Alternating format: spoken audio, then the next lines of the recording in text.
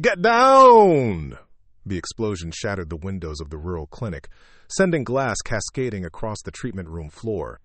Dr. Sarah Mitchell instinctively threw herself over her patient as armed figures burst through the smoke-filled doorway. In the chaos that followed, 3 trained militants would discover that the quiet woman they'd dismissed as just a medic possessed skills far deadlier than anything in their arsenal. Before we jump back in, tell us where you're tuning in from, and if this story touches you, make sure you're subscribed because tomorrow I've saved something extra special for you. The morning sun cast long shadows across the dusty main street of Millbrook, Arizona, population 847. Dr. Sarah Mitchell stepped out of her weathered pickup truck, medical bag in hand, surveying the modest clinic that had become her sanctuary. At 38, she carried herself with the quiet confidence of someone who had seen enough of the world to appreciate its simpler corners. The townspeople knew her as the dedicated physician who had arrived 18 months ago, taking over the practice from old Doc Henderson when he finally retired. She treated everything from childhood scrapes to ranching accidents with the same steady competence, never raising her voice, never seeming flustered by even the most challenging cases. What they didn't know was that Dr. Sarah Mitchell had once been Staff Sergeant Sarah Mitchell, United States Army Special Operations Command. Her small apartment above the clinic was spartanly furnished, betraying nothing of her past except for a single photograph tucked discreetly on her nightstand. The image showed a younger Sarah in desert camouflage, standing beside a field surgical tent somewhere in a classified location that officially didn't exist on any map. The transition from military medicine to small-town practice had been jarring initially. Gone were the adrenaline-fueled trauma surgeries performed under enemy fire, replaced by routine checkups and the occasional emergency appendectomy at the county hospital 40 miles away. Sarah had welcomed the change, or at least convinced herself she had. Her days now followed a predictable rhythm: morning rounds at the clinic, afternoon house calls to the elderly ranchers who couldn't easily make the drive to town, evenings spent updating patient files and ordering supplies. The work was meaningful, if uncomplicated, and Sarah found a strange peace in the routine. The people of Millbrook had accepted her quickly enough, though she remained something of an enigma to them. She was friendly but not social, competent but never boastful, helpful but fiercely private about her personal life. When pressed about her background, she would simply say she'd served in the military and wanted a quieter life afterward. Deputy Sheriff Tom Bradley, one of the few law enforcement officers in the county, had tried unsuccessfully to draw her out about her service record. His own background as a Marine veteran gave him a sense for recognizing fellow warriors, and something about Sarah's bearing suggested she'd seen more action than she let on. "You ever think about her?" he'd asked his wife one evening over dinner, gesturing vaguely in the direction of the clinic. "Doc Mitchell, I mean. There's something about her that doesn't add up." "She's a good doctor," his wife had replied, focused on cutting up their daughter's chicken. "Probably just wants to leave whatever happened over there in the past." Tom nodded, but the feeling persisted. He'd noticed things others might miss. The way Sarah's eyes automatically swept every room she entered, cataloging exits and potential threats. How she positioned herself with her back to the walls during conversations. The slight hesitation before she answered questions about her military service. Most telling was an incident 3 months after her arrival, when a tourist's motorcycle had collided with a cattle truck on the highway outside town. Sarah had been first on scene, and Tom had arrived to find her performing emergency surgery on the roadside, with a precision and speed that suggested extensive trauma experience. "Where'd you learn to work like that?" he'd asked afterward, watching her methodically clean blood from her hands. "The Army taught me a few things," she'd replied, but her tone had carried a finality that discouraged further questions. The truth was that Sarah's military service had been far more specialized than anyone in Millbrook could have imagined. She'd been part of an elite medical unit attached to special operations, providing surgical support for missions that required medics capable of operating in hostile territory without backup or resupply. Her official record listed her as a combat medic, but her actual role had been more complex. She'd received training in advanced trauma surgery, emergency battlefield medicine, and, when necessary, the kind of close-quarters combat skills that allowed medical personnel to defend themselves and their patients when situations turned violent. The transition to civilian practice had meant abandoning not just the intensity of battlefield medicine, but also the hypervigilance that had kept her alive through multiple deployments. Sarah had worked hard to decompress, to trust that her biggest challenge would be treating the occasional broken bone or bout of pneumonia. That sense of security was about to be shattered. The first sign of trouble came on a Tuesday morning when Sarah noticed an unusual number of unfamiliar vehicles passing through town. Millbrook's location on a secondary highway made it a natural stopping point for travelers, but these vehicles were different. Dark SUVs with tinted windows, their occupants wearing sunglasses despite the early hour. Sarah's trained eye noted other details that would have escaped civilian notice: the way the vehicles maintained precise following distances, the coordinated timing of their movements, the fact that none stopped for gas or food despite the long stretches of empty highway on either side of town. By afternoon, the unusual traffic had ceased, but Sarah's unease remained. Old instincts, dormant for months, began stirring to life. She found herself checking the clinic's locks more carefully, noting which windows offered the clearest views of approaching vehicles, unconsciously inventorying potential improvised weapons among her medical supplies. That evening, as she prepared to close the clinic, Sarah received an unexpected visitor. Maria Santos, a young mother from one of the outlying ranches, arrived carrying her 6-year-old son, David. The boy was running a high fever and complained of severe abdominal pain. Sarah's examination quickly revealed the symptoms of acute appendicitis. The child needed surgery immediately, but the county hospital was 40 miles away, and a sudden thunderstorm had made the roads treacherous. Even if they could make the drive safely, David's condition was deteriorating rapidly. "I can stabilize him here temporarily," Sarah told Maria, "but he really needs to get to the hospital." Maria's face was etched with worry. "The roads are washing out. Deputy Bradley said the bridge on Canyon Road is already flooded." Sarah made a quick decision. "I can perform the surgery here. It's not ideal, but I have the equipment and the training. The risks of waiting or trying to transport him in this weather are greater than the risks of the procedure." What she didn't tell Maria was that she'd performed similar surgeries under far worse conditions, in field hospitals under enemy fire, with minimal equipment and no backup. A fully equipped rural clinic, even without a formal surgical suite, was luxurious by comparison. As Sarah prepared for the emergency surgery, transforming her treatment room into an operating theater, she was unaware that the unusual vehicles from earlier in the day had returned. Dark shapes moved through the storm-lashed streets of Millbrook, taking positions around key buildings. The men in those vehicles weren't random criminals or opportunistic thieves. They were part of a sophisticated operation, tracking a high-value target who had disappeared into the American Southwest after stealing critical intelligence from their organization. Their intelligence had led them to this forgotten town, to a former Special Operations medic who had treated their target during her final military assignment. They believed Sarah Mitchell possessed information that could lead them to their quarry, and they were prepared to use whatever means necessary to extract it. As Sarah scrubbed in for David's surgery, carefully arranging her instruments with the precise movements of someone trained in sterile technique, she remained focused entirely on the medical challenge ahead. The boy's life depended on her skill and experience, and nothing else mattered in that moment.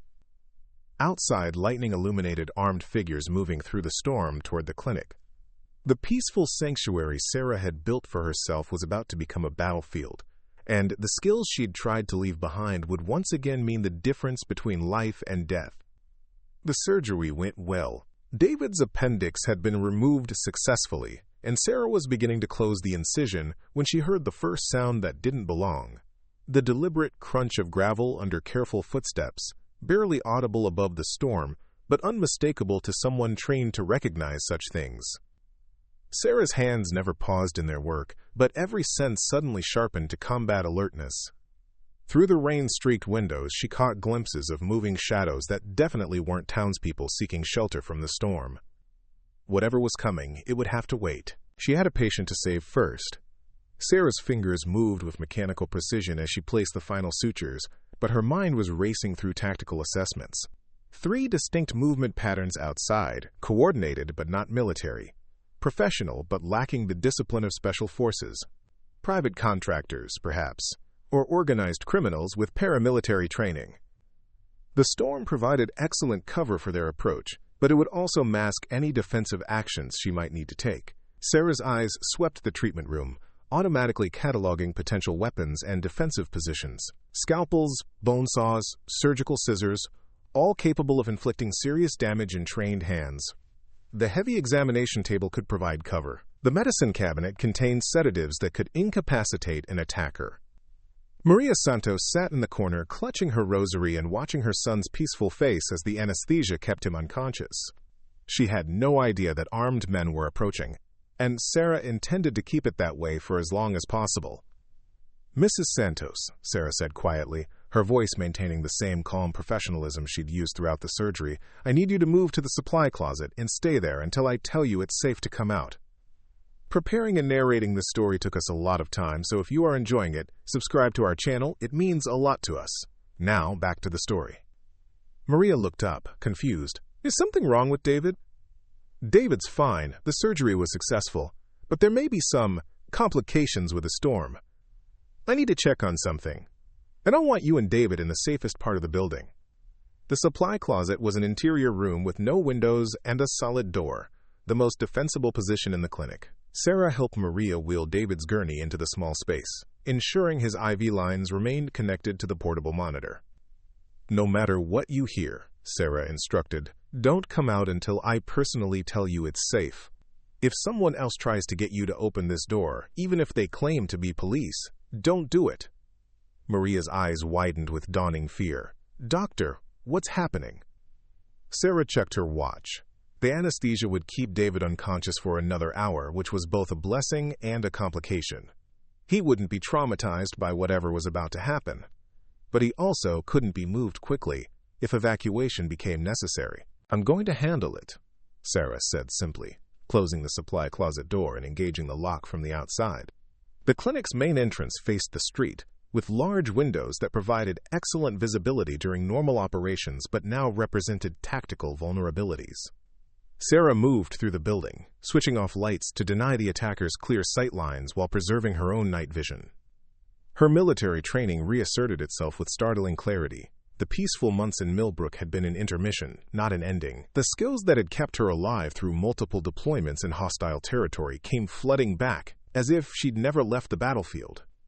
Sarah's service record, heavily classified and known only to a handful of Pentagon officials, told a story far different from the simple combat medic designation in her public file. She had been part of Task Force Hippocrates, an elite medical unit that operated alongside Special Operations Forces in situations where conventional medical support was impossible. The unit's members were selected not just for their medical expertise, but for their ability to function in combat environments. They received training in advanced trauma surgery, battlefield medicine, survival tactics, and, when necessary, close-quarters combat. The philosophy was simple. A medic who couldn't defend themselves and their patients was of no use to anyone in hostile territory. Sarah's specialty had been surgical intervention in forward operating positions. While other medics focused on stabilization and evacuation, she was trained to perform complex procedures in field conditions, often while under direct enemy fire. Her steady hands and unflappable demeanor had saved dozens of lives in situations where evacuation wasn't possible. But Task Force Hippocrates had another, less publicized function. Their medical credentials provided perfect cover for intelligence operations. Who would suspect a doctor treating wounded civilians or gathering strategic information? Sarah had spent 3 years moving through conflict zones, officially providing humanitarian medical aid, while unofficially documenting enemy positions, supply lines, and command structures. It was during her final assignment that she had encountered Captain Rebecca Walsh, a Navy intelligence officer who had been captured while conducting surveillance on a terrorist cell in Syria. Sarah had treated Walsh's injuries after a daring rescue operation, learning in the process about a flash drive containing critical intelligence that Walsh had hidden before her capture. The drive contained details about a planned terrorist attack on American soil, along with the identities of domestic collaborators.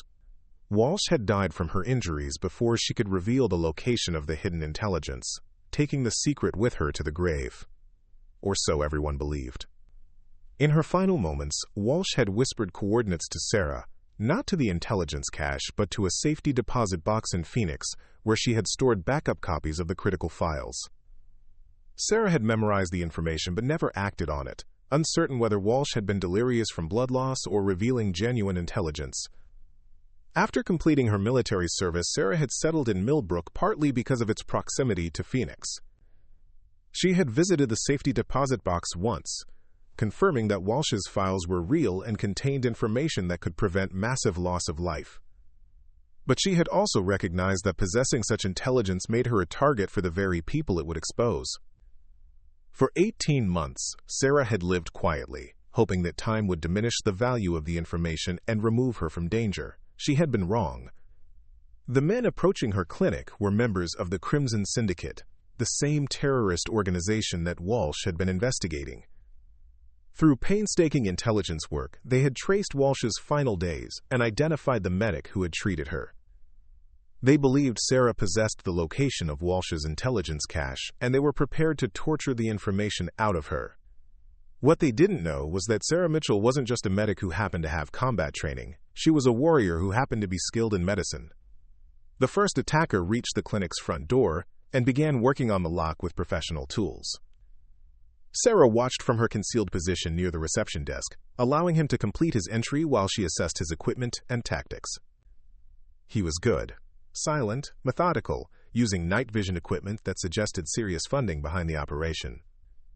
But he made the mistake of assuming he was dealing with a civilian target. He entered the clinic with the confidence of someone expecting no resistance. Sarah let him advance 3 steps into the main treatment area before she moved. Her approach was soundless, learned through years of moving through hostile territory where a misplaced footstep could mean death for an entire team. The scalpel in her hand was as familiar as any weapon she'd ever carried. The attacker never heard her coming. One moment he was scanning the darkened clinic through his night vision goggles, and the next he was on the floor, unconscious from a precisely applied sleeper hold. Sarah had learned the technique from Navy SEALs who understood that sometimes eliminating a threat silently was more important than eliminating it permanently. She quickly secured his weapons, a suppressed pistol, tactical knife, and communication equipment. The radio chatter confirmed what she'd suspected. This was a 3-man team, with the other 2 members positioning themselves to cover the building's exits. Sarah had perhaps 90 seconds before the unconscious man's silence would alert his partners. She used the time to drag his body out of sight and prepare for the arrival of the remaining attackers.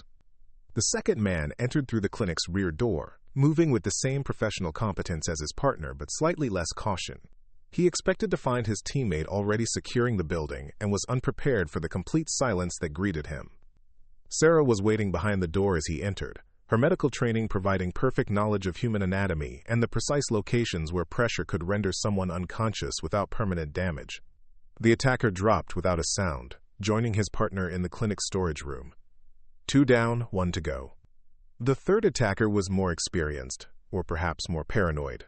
When his teammates failed to report their successful entry, he didn't rush in to investigate. Instead, he circled the building, testing windows and looking for alternative entry points. Sarah used the time to check on Maria and David, confirming they were safe in the supply closet, then positioned herself for the final confrontation.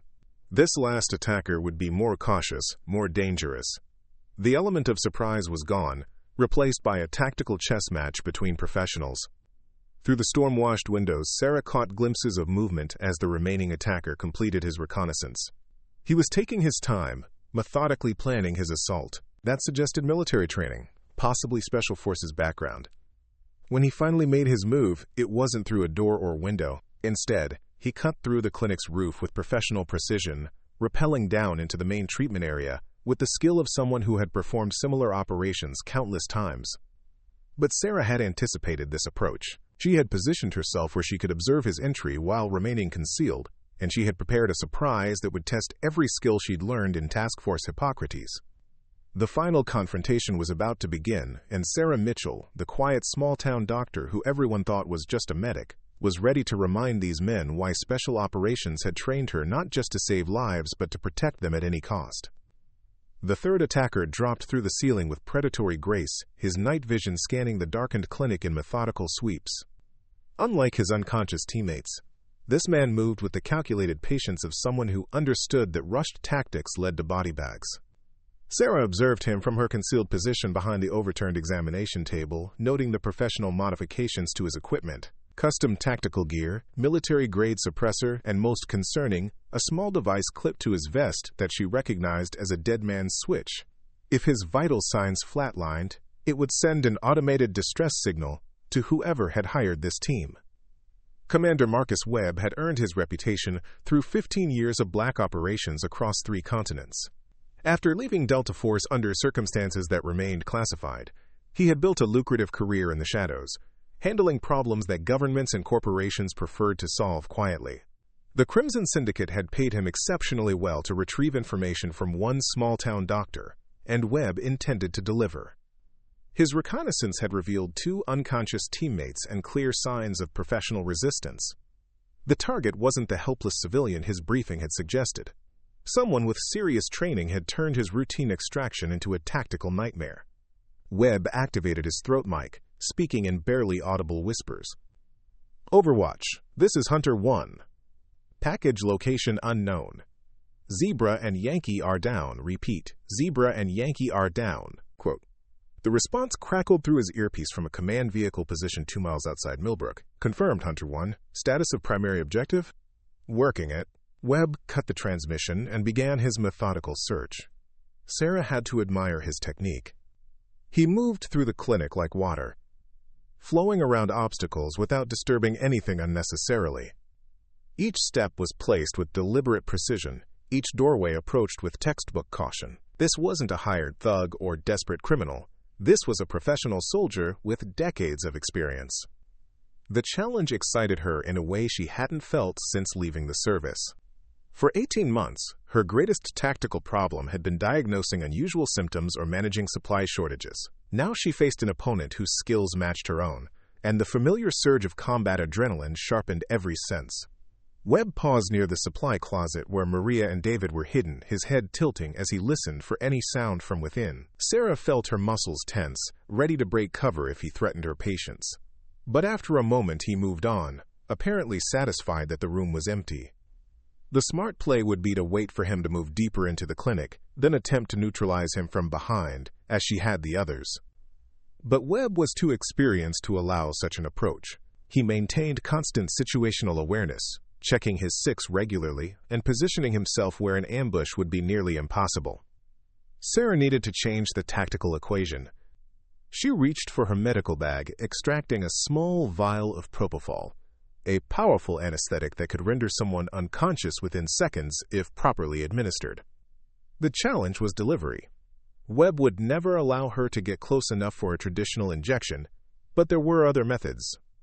Moving with the same silent precision that had served her in hostile territory, Sarah made her way to the clinic's ventilation system. The building's HVAC unit was old but functional, and more importantly, it connected to every room in the facility. If she could vaporize the propofol and introduce it into the air circulation, the process required delicate timing. Too little medication and Webb would simply become drowsy, alerting him to the attack. Too much and the drug could prove fatal, which would trigger his dead man's switch and bring reinforcements. Sarah needed to calculate the precise dosage based on the clinic's cubic footage and air circulation rate. As she worked, Webb continued his methodical search. He had found the storage room where his teammates lay unconscious, confirming that whoever he faced possessed skills far beyond those of a typical civilian.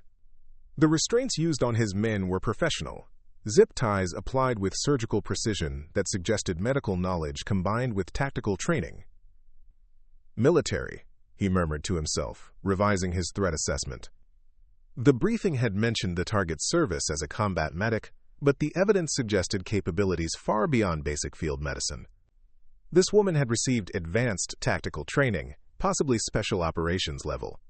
Webb activated his throat mic again. "Overwatch, recommend immediate backup. Target displays enhanced capabilities. Negative, Hunter 1.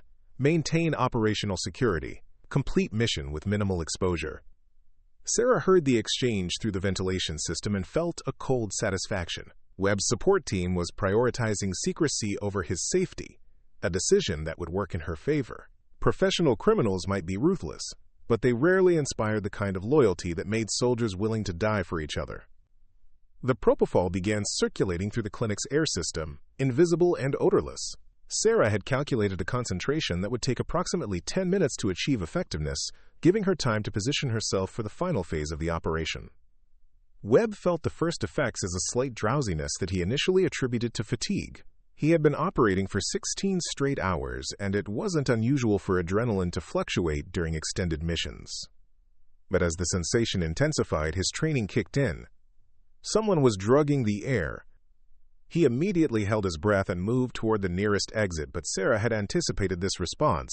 As Webb approached the rear door, she stepped out of concealment, no longer hiding but positioning herself between him and escaping. "That's far enough," she said calmly, her voice carrying the quiet authority of someone accustomed to being obeyed under pressure. Webb spun toward her, raising his weapon with professional speed, but the propofol had already begun affecting his reaction time. His movements, while still dangerous, lacked their usual precision. "Dr. Sarah Mitchell," he said, his voice slightly slurred despite his efforts to maintain control. "Though I suspect that's not your real name."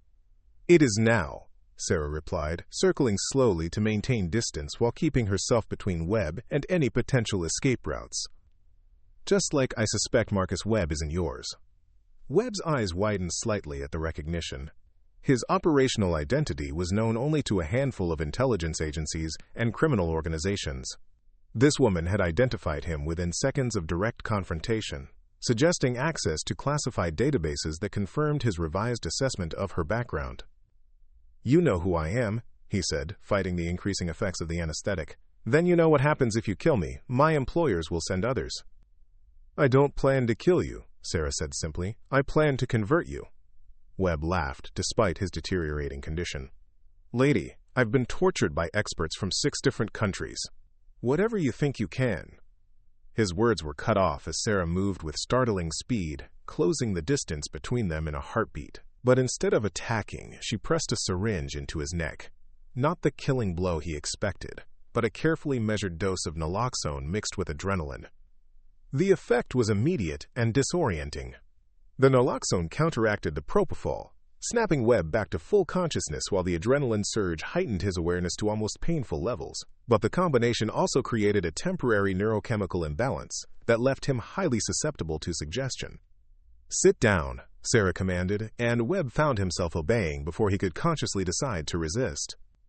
The technique was experimental, developed by Task Force Hippocrates for situations where traditional interrogation methods weren't practical. By manipulating a subject's brain chemistry, a skilled operator could achieve temporary compliance without causing permanent damage. "I'm going to ask you some questions," Sarah continued, her voice taking on the rhythmic cadence that enhanced the drug's effects. "You're going to answer truthfully because lying will cause significant physical discomfort." Webb tried to resist, but the neurochemical cocktail made deception almost impossible. His military training had prepared him for many forms of interrogation, but not for having his brain chemistry literally reprogrammed by someone with advanced knowledge of combat pharmacology. "Who hired you?" Sarah asked. "Crimson Syndicate," Webb replied, the words escaping before he could stop them. "What do they want?"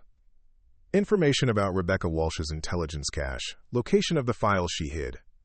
Sarah felt a chill of confirmation. Her worst fears were justified. The terrorist organization had tracked her down and would never stop hunting her as long as they believed she possessed the intelligence they needed. "How many others know about me?" Webb struggled against the compulsion to answer, sweat beading on his forehead from the effort. "Small cell. Maybe 6 people total. They've been searching for 18 months. "Where are they based?" "Phoenix, Warehouse District, near the airport." Sarah processed this information rapidly. 6 people wasn't an army, but it was enough to make her life in Millbrook impossible. They would keep coming, putting innocent people like Maria and David at risk until she either gave them what they wanted or eliminated the threat permanently.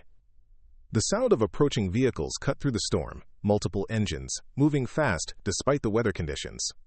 Webb's backup team had apparently decided that operational security was less important than recovering their operator.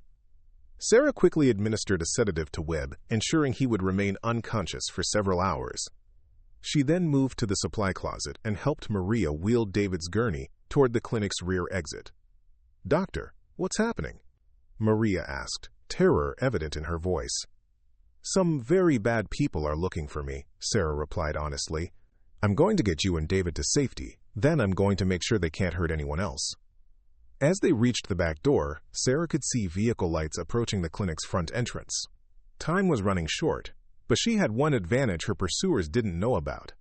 She knew Millbrook's geography better than any tactical manual could teach. The storm that had brought David to her clinic would now provide cover for their escape. But Sarah knew that running would only delay the inevitable confrontation. The Crimson Syndicate had found her once. They would find her again unless she took the fight to them. As she helped Maria load David into her pickup truck, Sarah made a decision that would have surprised her peaceful neighbors, but felt completely natural to the warrior she had never really stopped being. She was done running. It was time to hunt. The safe house was a forgotten ranger station 30 miles deep in the Sonoran Desert, abandoned by the Forest Service but maintained by Sarah as an emergency fallback position. She had discovered it during one of her solitary hiking trips, recognizing its tactical value immediately. Defensible position, multiple escape routes, and no official records linking it to her civilian identity. Maria Santos sat beside David's makeshift hospital bed, watching her son sleep peacefully despite the chaos that had erupted around them. The boy's vital signs remained stable, his surgical site showing no signs of infection. In any normal circumstances, he would have been recovering in a proper hospital room, but normal circumstances had died the moment armed men entered Sarah's clinic. "How long do we have to stay here?" Maria asked, exhaustion evident in her voice. Sarah checked her watch while monitoring David's IV drip. "Until I can guarantee those men won't come looking for you. They're not just after me. Anyone who witnessed what happened tonight becomes a potential liability." The harsh reality was that Maria and David had seen too much. They could identify voices, describe tactics, provide details that might compromise future Crimson Syndicate operations. In the world Sarah had left behind, such witnesses rarely lived long enough to testify. Deputy Tom Bradley arrived at dawn, his patrol vehicle kicking up dust clouds as he navigated the rough desert track to the ranger station. Sarah had called him using an encrypted satellite phone, one of several pieces of equipment she had hoped never to need again. "Jesus Christ, Doc," Bradley said as he surveyed the improvised medical setup. "When you said you needed help with a patient, I wasn't expecting this." Sarah had given him only the essential details. Armed men had attacked the clinic while she was treating David, and she needed a secure location to continue his care. She hadn't mentioned the unconscious attackers left behind, the intelligence implications, or her plans for dealing with the terrorist cell. "Tom, I need you to understand something," Sarah said, leading him away from Maria's hearing. "Those men weren't random criminals. They're part of something much larger and more dangerous. If word gets out about where we are, people will die." Bradley studied her face, noting the tactical alertness that had replaced her usual calm demeanor. "You want to tell me what's really going on here? Because the woman I've known for 18 months wouldn't have had a backup safe house stocked with military-grade medical equipment."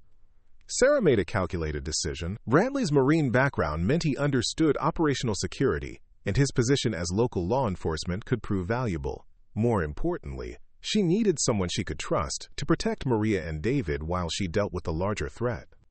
"My name is Sarah Mitchell, and I am a doctor," she began. "But I'm also a former special operations medic with access to classified intelligence that certain people would kill to obtain. Last night was the beginning of what's going to be a very dangerous situation." She outlined the essential facts: her military service, the connection to Rebecca Walsh's intelligence, and the Crimson Syndicate's hunt for the hidden files. Bradley listened without interruption, his expression growing more grim with each revelation. "So what's the plan?" he asked when she finished. "I eliminate the threat at its source," Sarah replied simply. "Webb gave me the location of their Phoenix base, 6 operatives total, including the 3 from last night. I take them out before they can regroup or call in reinforcements." Bradley was quiet for a long moment. "Doc, I've seen enough combat to know the difference between confidence and suicide. You're talking about assaulting a fortified position held by professional killers." "I'm talking about using advantages they don't know I have," Sarah corrected. "They think they're hunting a retired medic who got lucky. They don't know about my actual training or capabilities. They certainly don't know I've been preparing for this possibility since I arrived in Millbrook." The truth was that Sarah's 18 months in the desert had been far from idle retirement. Under the cover of hiking and nature photography, she had conducted extensive reconnaissance of the surrounding region. She knew every road, every canyon, every abandoned structure within a 100-mile radius. More importantly, she had established multiple cache sites containing equipment and supplies that her peaceful civilian identity couldn't justify possessing. Cache 7 is 12 miles from here, Sarah told Bradley, pulling out a detailed topographical map marked with seemingly random symbols. I've got enough equipment stored there to handle a small war. Bradley examined the map, recognizing the professional precision of its markings. How many of these sites do you have? Enough. Sarah folded the map and secured it in a waterproof case. I need you to stay here and protect Maria and David. If I don't make contact within 48 hours, get them to the FBI field office in Tucson and tell them about Rebecca Walsh. They'll know what to do with the information. What about the local authorities? Shouldn't we? No, Sarah's tone was firm. The syndicate has been operating in Phoenix for at least 18 months. They've had time to establish contacts, buy cooperation, plant surveillance. The fewer people who know about this, the better.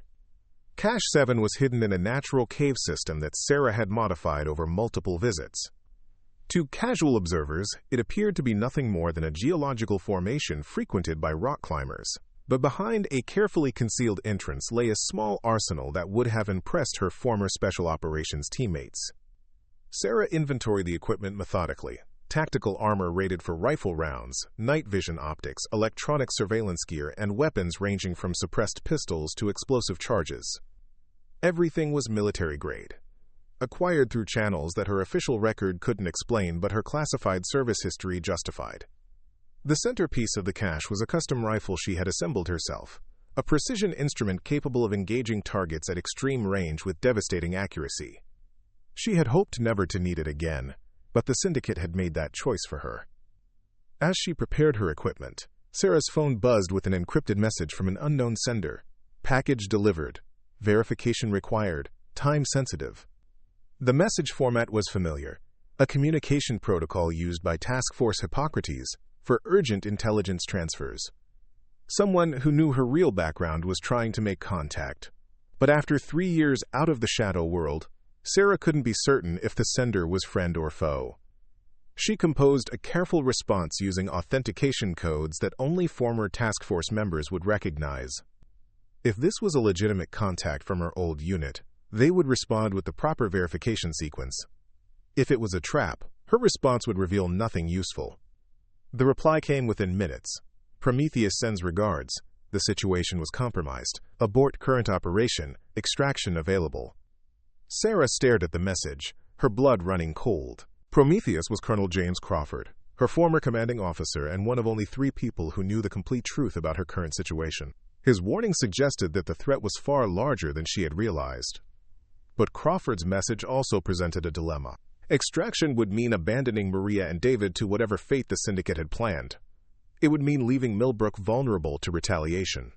Most importantly, it would mean allowing the terrorists to continue their hunt for Walsh's intelligence, potentially enabling the domestic attack that the hidden files were meant to prevent. Sarah deleted both messages and powered down the phone. She had spent 3 years trying to leave the shadow world behind, but circumstances had dragged her back into it. This time, however, she would fight on her own terms. The assault on the Phoenix warehouse would require careful planning and precise execution.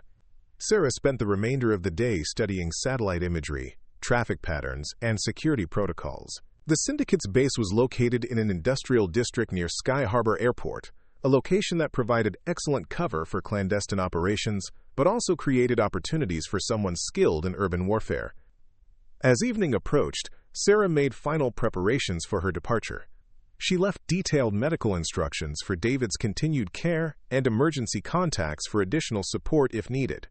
More importantly, she recorded a video message explaining the complete situation, to be delivered to federal authorities if her mission failed. "If you're watching this," she said to the camera, "then something has gone wrong and you need to know the truth about Rebecca Walsh's intelligence cache." The recording contained everything: coordinates, access codes, and detailed descriptions of the terrorist plot that Walsh had uncovered. It was Sarah's insurance policy, ensuring that her death wouldn't allow the syndicate to achieve their ultimate objective. As she prepared to leave for Phoenix, Sarah reflected on the strange path that had brought her to this moment. 18 months ago, she had been a retired soldier seeking peace in a forgotten desert town. Now she was preparing to wage a one-woman war against professional terrorists. The irony wasn't lost on her. The syndicate had dismissed her as just a medic, a harmless civilian who posed no real threat to their operations. They were about to discover that their intelligence was catastrophically wrong. Dr. Sarah Mitchell, the quiet small-town physician, was staying behind to protect her patients. But Staff Sergeant Sarah Mitchell, veteran of Task Force Hippocrates and ghost operative extraordinaire, was going hunting. The war was coming to Phoenix, and this time she intended to finish it.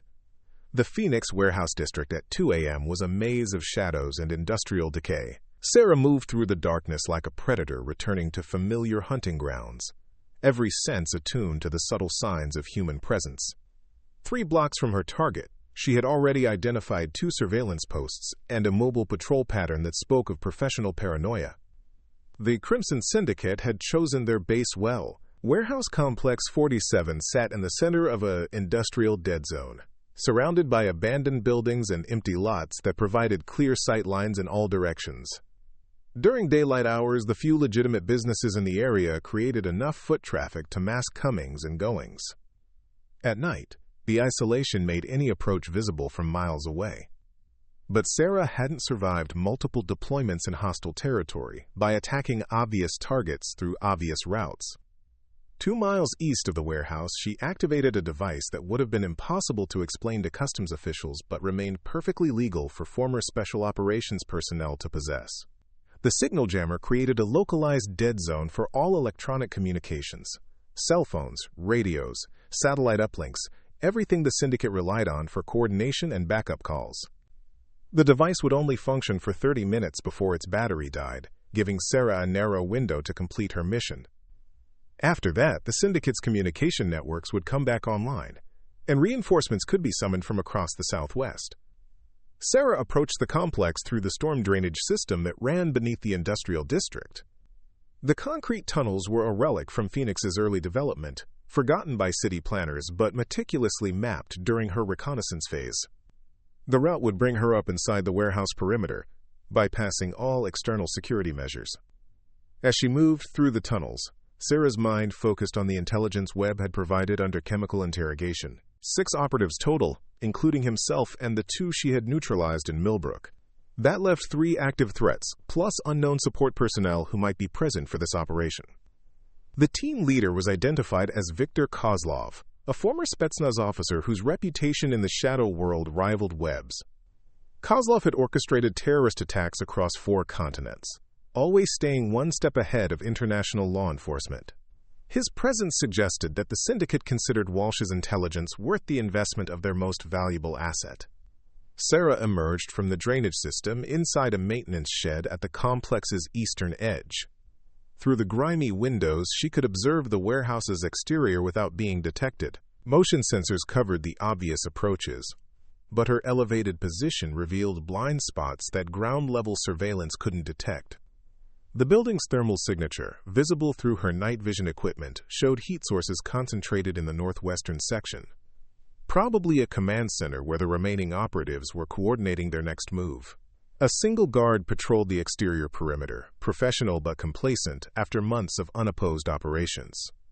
Sarah's first priority was eliminating external security before moving inside. The guard's route took him past the maintenance shed every 12 minutes, a pattern that suggested either inadequate training or dangerous overconfidence. When he rounded the corner at 2:27 a.m., Sarah was waiting.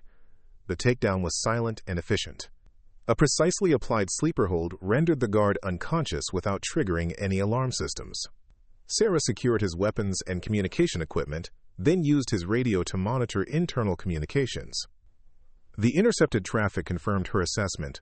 3 operatives remained active, with Kozlov coordinating a systematic search of Arizona law enforcement databases. They were looking for any reports related to the Millbrook incident, trying to determine how much local authorities knew about their operation. Still no contact from Webb's team, a voice reported in accented English. Should we assume compromise? Kozlov's response was coldly professional. Continue as planned. If they were captured, interrogation would take time.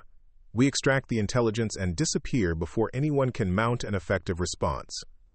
Sarah smiled grimly at the irony. Kozlov was partially correct. Traditional interrogation would indeed take time, but he had no idea that Webb had already revealed everything under chemical compulsion, or that his safe Phoenix base was about to become a killing ground. moving across the warehouse roof, required skills Sarah hadn't used since her final classified deployment. The building's industrial construction provided numerous anchor points for tactical climbing gear, allowing her to traverse the structure without touching the ground-level sensors. She reached the skylight directly above the command center at 2:45 a.m., 13 minutes before her signal jammer would shut down and restore the syndicate's communications. Through the reinforced glass, she could observe three figures hunched over computer terminals and communication equipment. Kozlov was instantly recognizable from intelligence photos, a bear of a man with graying hair and scars that told stories of violence across multiple continents.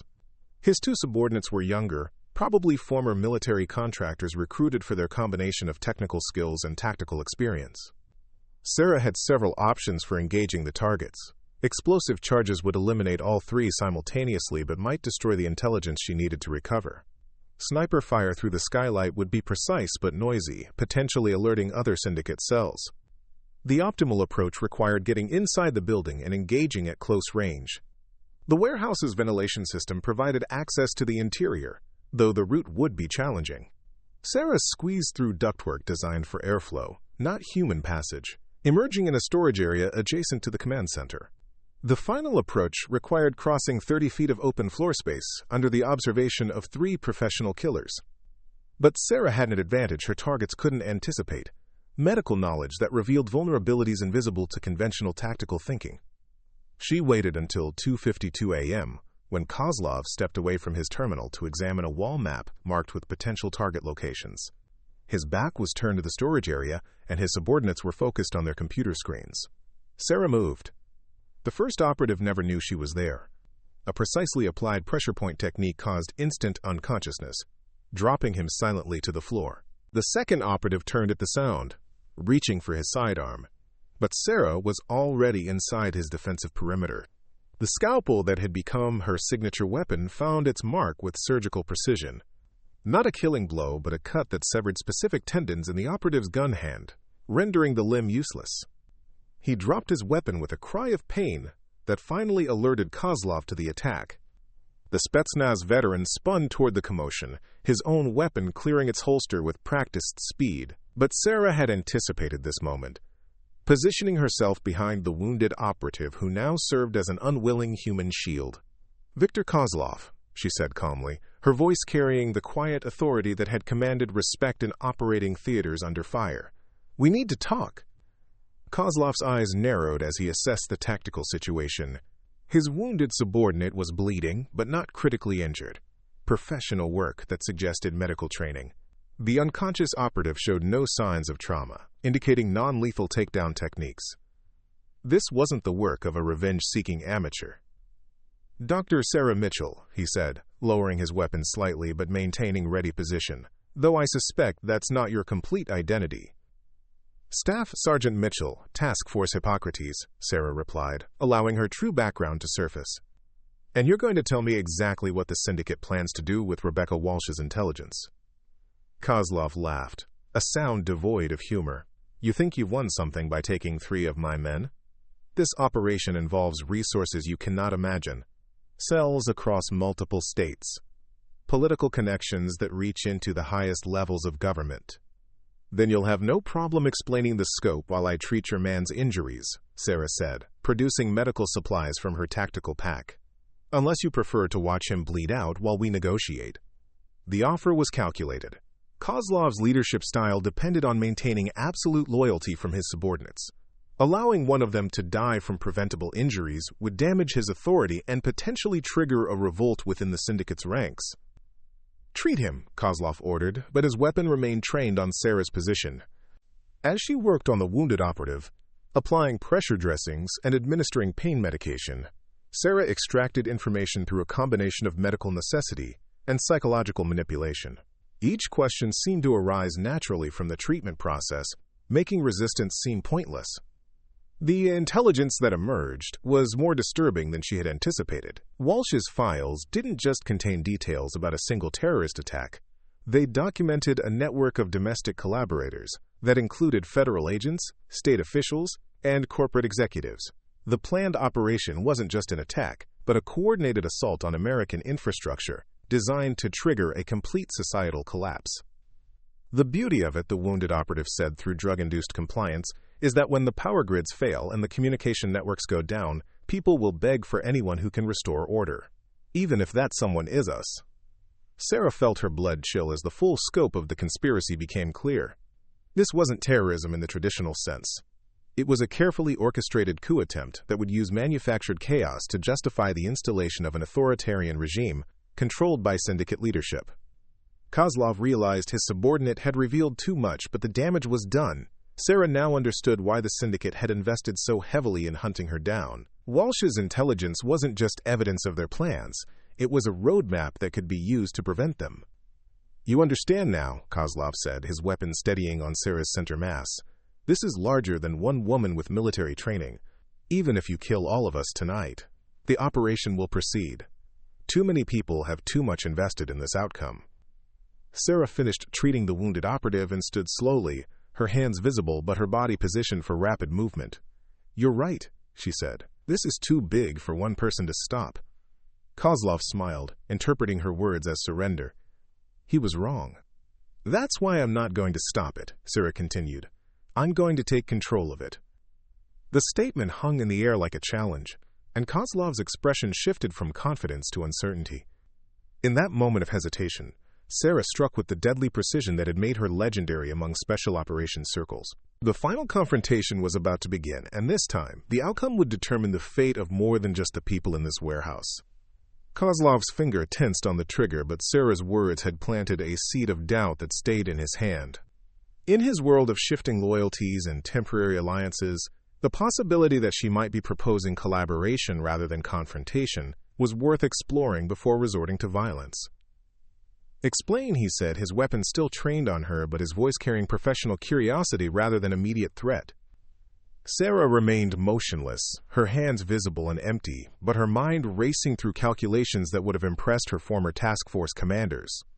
She had perhaps 30 seconds before Kozlov's natural paranoia overcame his strategic thinking. 30 seconds to plant an idea that could reshape the entire dynamic of their confrontation. "The syndicate's plan is brilliant in concept, but flawed in execution," she began, her voice carrying the analytical tone she'd once used to brief Pentagon officials on battlefield medical innovations. "You're thinking like terrorists when you should be thinking like surgeons." Kozlov's eyes narrowed, but he gestured for her to continue. "Coordinated infrastructure attacks will create chaos, yes, but chaos is unpredictable.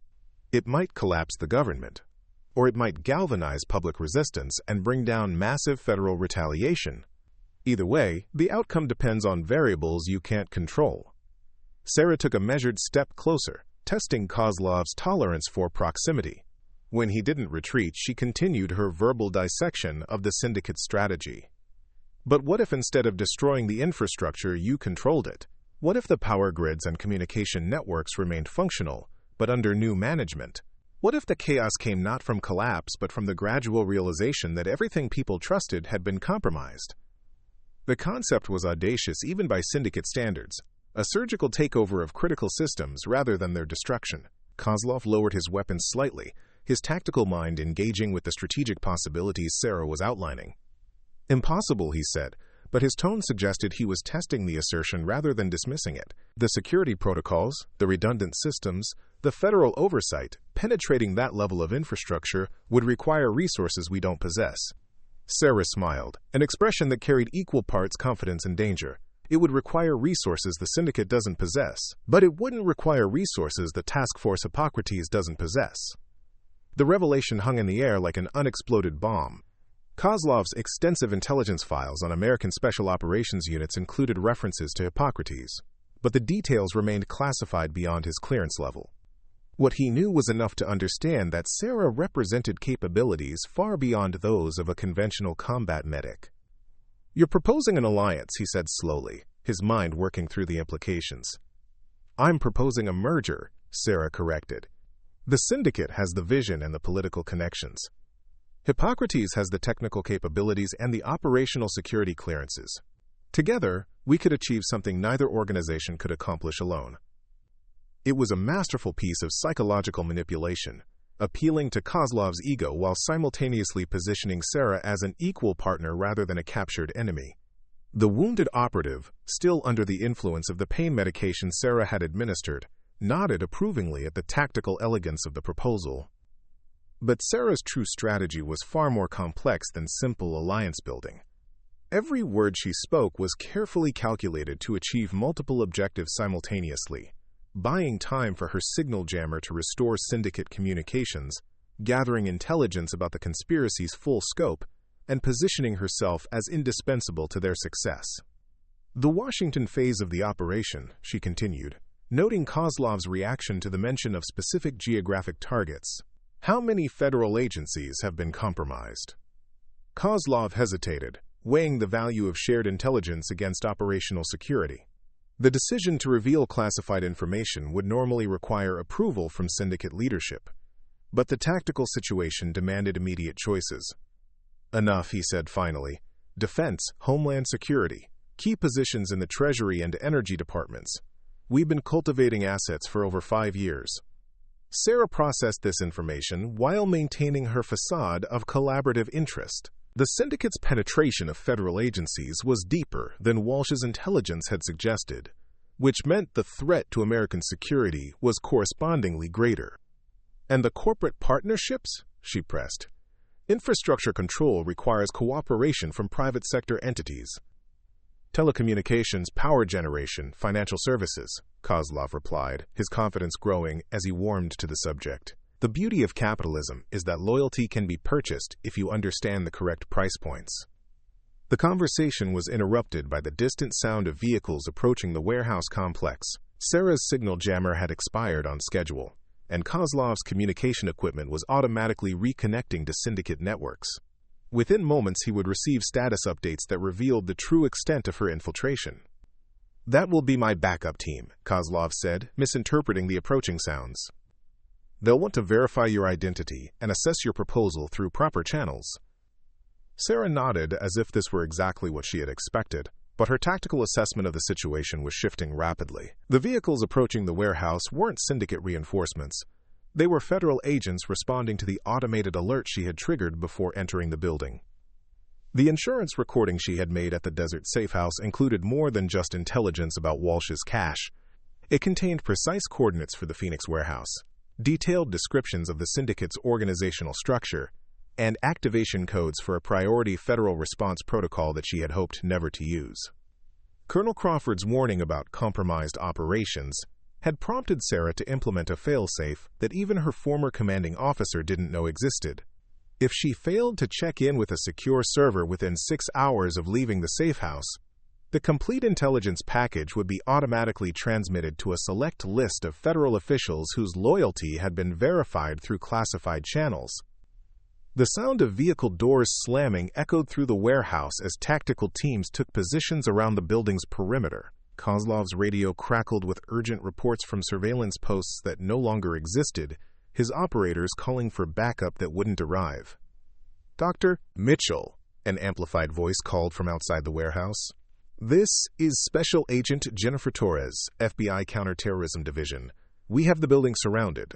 Please identify your status." Kozlov's face darkened as he realized the true nature of Sarah's alliance proposal. His weapon swung back toward her with lethal intent, but Sarah was no longer where she had been standing. The psychological manipulation that had kept him talking had also allowed her to gradually shift position, moving closer to cover while maintaining the illusion of cooperative negotiation. The scalpel that had become her signature weapon materialized in her hand as if conjured from thin air. But this time, her target wasn't a tendon or pressure point designed to incapacitate. This time, Sarah struck to kill.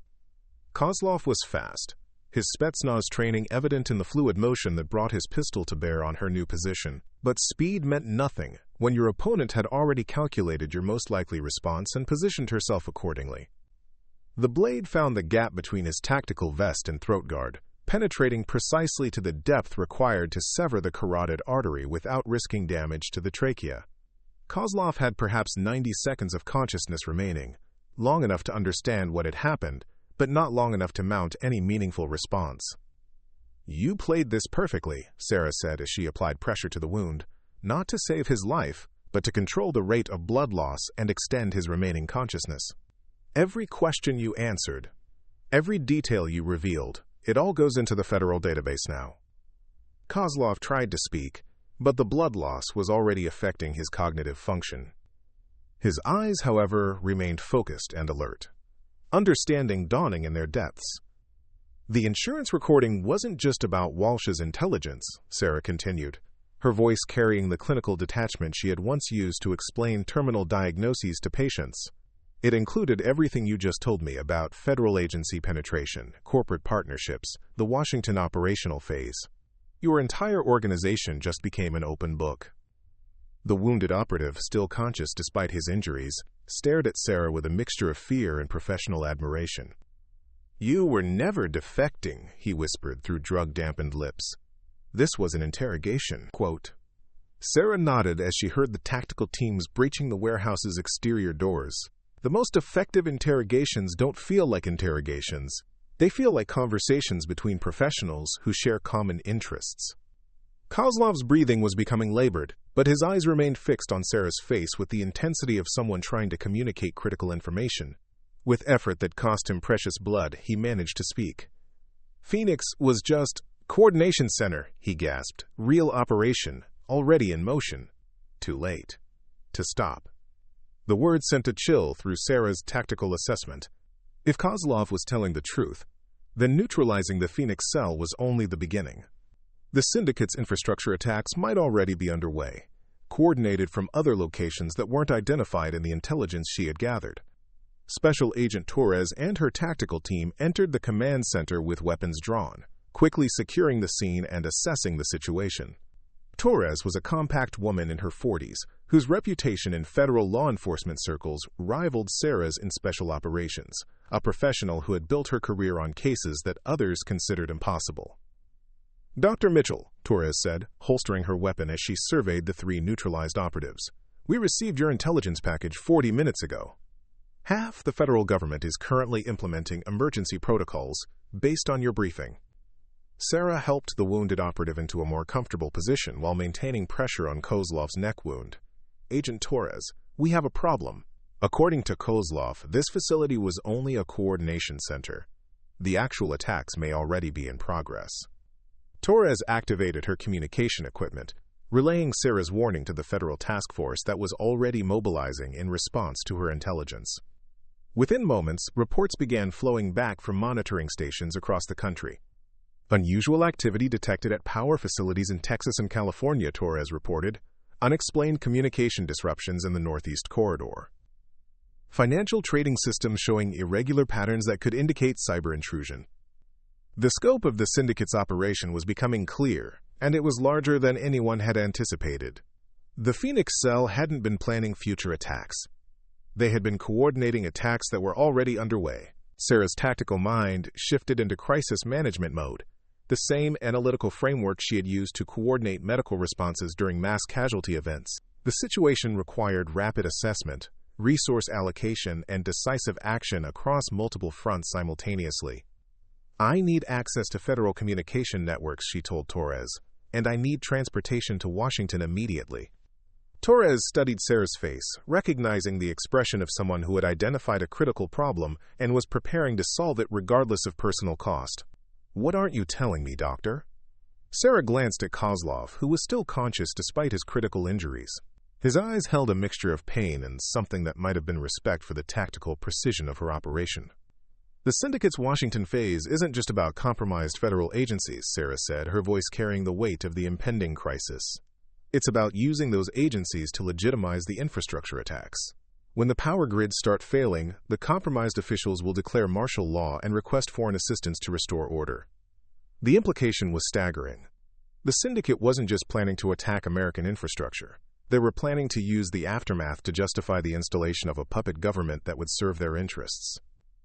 "Foreign assistance from whom?" Torres asked, though her expression suggested she already suspected the answer.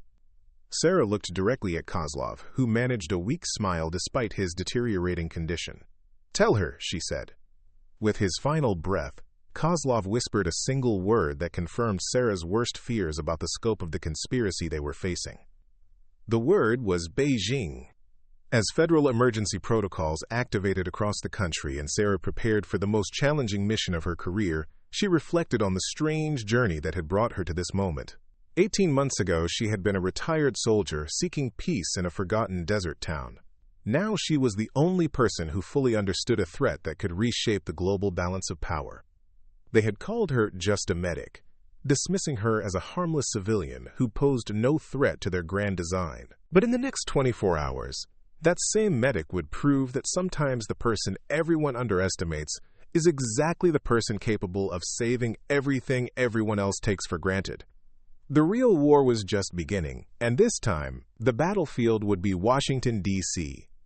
The Emergency Command Center at FBI headquarters buzzed with controlled chaos as federal agencies coordinated their response to the largest domestic threat since 9/11. Sarah stood before a wall of monitors displaying real-time intelligence from across the nation, her trained eye cataloging the scope of the syndicate's simultaneous attacks. Power substations in Texas were experiencing coordinated equipment failures. Financial networks on the East Coast were suffering from sophisticated cyber intrusions designed to trigger market panic. Communication towers throughout the Midwest were going offline in patterns that suggested careful orchestration rather than random system failures. Dr. Mitchell, Director James Harrison, called from across the command center. The FBI director was a man who had built his career on impossible cases, but the current situation tested even his considerable experience. Your assessment? Sarah studied the attack patterns with the same analytical precision she had once applied to complex trauma cases. Each infrastructure target had been selected for maximum psychological impact rather than strategic value, a diagnosis that revealed the syndicate's true objective. They're not trying to destroy our infrastructure, she said, her voice carrying across the command center with quiet authority. They're trying to demonstrate that it can be destroyed. The goal is to create enough fear and uncertainty to justify the emergency powers that their embedded assets will request. The revelation shifted the federal response from damage control to counterintelligence. If Sarah was correct, then stopping the attacks was less important than identifying and neutralizing the compromised officials who were preparing to exploit the chaos. Agent Torres approached with a tablet displaying classified personnel files. We've been analyzing the federal positions Kozlov mentioned, cross-referencing with unusual behavioral patterns, unexplained wealth, and access to relevant emergency protocols. Sarah scanned the list, her medical training automatically noting patterns that others might miss. These aren't random recruits, she observed. They're all in positions where emergency declarations would give them extraordinary authority. Someone has been planning this operation for years. The implications were staggering. The syndicate hadn't just infiltrated the federal government. They had systematically positioned their assets in the exact roles that would control America's response to a national crisis. Director Harrison activated the command center's secure communication system, establishing connections with military commanders and cabinet-level officials whose loyalty had been verified through separate channels. We're implementing Protocol 7, he announced. All emergency powers are suspended pending completion of security reviews. It was an unprecedented decision that effectively paralyzed the federal government's crisis response mechanisms. But it was also the only way to prevent the syndicate from achieving their ultimate objective of legitimizing their coup through official channels. Sarah's secure phone buzzed with an encrypted message from Colonel Crawford. Package en route, ETA 15 minutes, be ready. She had no idea what package Crawford was referring to, but his involvement suggested that Task Force Hippocrates was taking a direct role in the crisis. Given the international implications of Chinese involvement, military assets with specialized capabilities might be exactly what the situation required. The package turned out to be Captain Rebecca Martinez, Sarah's former teammate from Task Force Hippocrates, and one of the few people who fully understood the scope of Sarah's capabilities. Martinez entered the command center wearing civilian clothes but carrying herself with the unmistakable bearing of someone accustomed to operating in hostile territory. Doc, Martinez said, embracing Sarah with the familiarity of someone who had shared life-or-death situations. Crawford sends his regards and his authorization for whatever you think needs to happen next. The reunion was brief but meaningful. Sarah and Martinez had saved each other's lives on multiple occasions during their classified deployments, developing the kind of trust that could only be forged under combat conditions. Becca, what's Crawford's assessment of the Chinese involvement? Sarah asked. Martinez glanced around the command center, noting the federal agents and civilian analysts who were monitoring their conversation. Let's just say that certain assets are being repositioned to address potential complications from that direction. The coded language conveyed what couldn't be said directly in an unsecured environment. Military forces were preparing for the possibility that the domestic crisis might escalate into an international confrontation. A new alarm sounded across the command center as monitoring stations detected unusual activity at critical infrastructure sites along the Canadian and Mexican borders. The syndicate's attacks were expanding beyond domestic targets, suggesting coordination with foreign elements that confirmed Sarah's worst fears about the operation scope. Dr. Mitchell, Director Harrison called urgently, we're receiving reports of armed groups moving toward border crossings. If they manage to compromise checkpoint security, we could be looking at foreign military assets entering under cover of the infrastructure chaos. Sarah studied the tactical displays, her mind processing information with the same systematic approach she had once used to prioritize patients during mass casualty events. The syndicate's plan was unfolding exactly as designed. Create enough chaos to justify emergency measures, then use those measures to facilitate foreign intervention. We need to decapitate the operation, she told Harrison. Cut off the head and the body dies. The compromised federal officials? Not just them. The real command structure is external. Kozlov mentioned Beijing, but I'm betting the actual coordination is happening from a secure facility that we haven't identified yet. Martinez stepped forward, her expression suggesting she possessed information that others lacked. Doc, there's something Crawford wanted me to tell you privately. About Walsh's intelligence cache. Sarah felt a chill of recognition. She had assumed that the safety deposit box in Phoenix contained everything Walsh had discovered about the syndicate's plans. But if Crawford was sending additional information through Martinez, then there were elements of the conspiracy that even Sarah didn't fully understand. The coordinates Walsh gave you, Martinez continued quietly, they weren't just for backup intelligence files. They were for an active task force facility that she was using as a communication hub with Chinese intelligence assets. The revelation was like a physical blow. Rebecca Walsh hadn't just been investigating the syndicate, she had been actively collaborating with foreign intelligence services. Her death wasn't the end of a heroic investigation, but the elimination of a double agent whose loyalties had become dangerously complex. Walsh was working both sides, Sarah said, understanding flooding through her. She was feeding information to Beijing while pretending to investigate domestic threats. Martinez nodded grimly. Crawford's people have been monitoring the facility since you accessed the safety deposit box. The Chinese handlers have been trying to re-establish contact ever since Walsh died. They know you have her intelligence, and they want it back. The tactical situation was becoming exponentially more complex. Sarah wasn't just facing a domestic terrorist organization. She was caught between competing foreign intelligence operations that were using American soil as their battlefield. There's more, Martinez continued. The facility Walsh was using? It's here in Washington, about 6 blocks from where we're standing. Sarah felt the pieces of the puzzle clicking into place with terrifying clarity. The syndicate's infrastructure attacks weren't designed to create chaos for its own sake. They were designed to provide cover for a foreign intelligence operation that would reshape America's relationship with China. The compromised federal officials would use the crisis to justify emergency measures that would effectively suspend constitutional protections. Under cover of martial law, Chinese assets would be able to operate freely within American territory, gathering intelligence and establishing permanent footholds for future operations.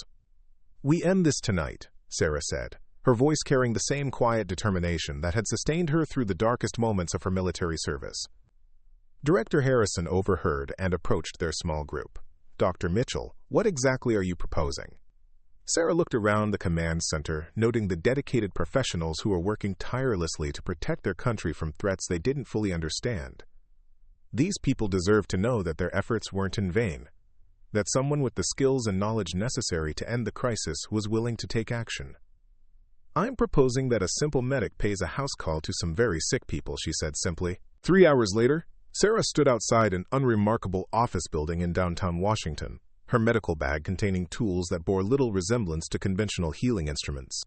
The building housed the communication facility that Walsh had established, where Chinese intelligence officers were coordinating with their syndicate allies to exploit the ongoing crisis. The operation that followed would never appear in any official report. Sarah moved through the building like a surgeon excising a malignant tumor, eliminating threats with clinical precision while gathering intelligence that would allow federal authorities to dismantle the remaining conspiracy elements. When she emerged 20 minutes later, the infrastructure attacks across the country began shutting down as their coordination center went dark. The compromised federal officials found themselves cut off from their foreign handlers, their planned emergency declarations suddenly unnecessary as the crisis they had hoped to exploit simply evaporated. 6 months later, Dr. Sarah Mitchell returned to her clinic in Millbrook, Arizona. The official reports credited a coordinated federal law enforcement operation with preventing the domestic attacks. Sarah's role remained classified, known only to a handful of officials who understood that sometimes the most effective warriors are those who fight not for glory, but for the simple desire to heal a wounded world. Deputy Tom Bradley found her one evening, treating a rancher's broken arm with the same careful attention she had always shown her patients. "Doc," he said, settling into a chair beside her desk, "have you ever thought about what might have happened if you hadn't been here that night?" Sarah looked up from her paperwork, noting the peace that had returned to their small corner of the world. "I think about what almost happened," she replied. "And I'm grateful for second chances." Outside, the desert sunset painted the sky in brilliant colors, and life in Millbrook continued with the quiet rhythm that Sarah had learned to treasure. They had called her just a medic, never suspecting that sometimes the person everyone underestimates is exactly the person capable of saving everything everyone else holds dear. In her desk drawer, beside the everyday tools of rural medicine, a single scalpel rested in its protective case, cleaned, sharpened, and ready if ever again the doctor's oath to, first, do no harm, required protecting the innocent by eliminating those who would harm them. The war was over, but the healer's vigil continued. Up next, you've got 2 more standout stories right on your screen. If this one hits the mark, you won't want to pass these up. Just click and check them out. And don't forget to subscribe and turn on the notification bell so you don't miss any upload from us.